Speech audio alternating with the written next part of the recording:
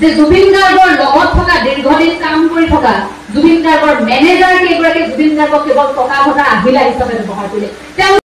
এই প্ৰসংগটো এই মুহূৰ্তত গোটেই অসম কঁপাই যোৱা সেইসকল ব্যক্তিৰ বাবে মই এৰিব বিচাৰিছো যে আপোনালোক আইডি টুলৰে বাচি যাব। আপোনালোকতো হাত দীঘল মানুহ, কাইলৈ কিবা এটা প্ৰক্ৰিয়াৰে আপোনালোক ওলাই আহিব। দুদিন পাছত আপোনালোকে আকৌ সেই ফেষ্টিভেল পাতিব।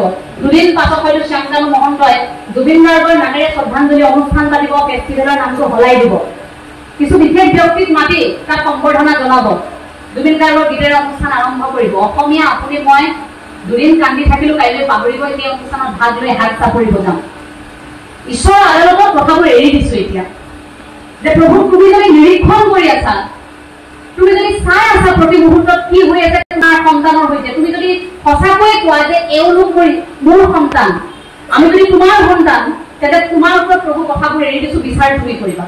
ঈশ্বৰৰ আদালতত আমি ভাবো কেতিয়াও অন্যায় হ'ব নোৱাৰে, কাৰণ সেইখন আদালতত ঈশ্বৰে ন্যায় দিয়ে, তাত ঈশ্বৰতকৈ ডাঙৰ কোনো নাথাকে। অন্ততঃ সেই কথাখিনি আমি অসমীয়া এতিয়া বিশ্বাস কৰিছো। মই এই প্ৰসংগটো সেইবাবেই সেইকেইজন ব্যক্তি লৈ আহিছো যে অন্ততঃ ঈশ্বৰে এতিয়া সেইসকলৰ বিচাৰ লওক।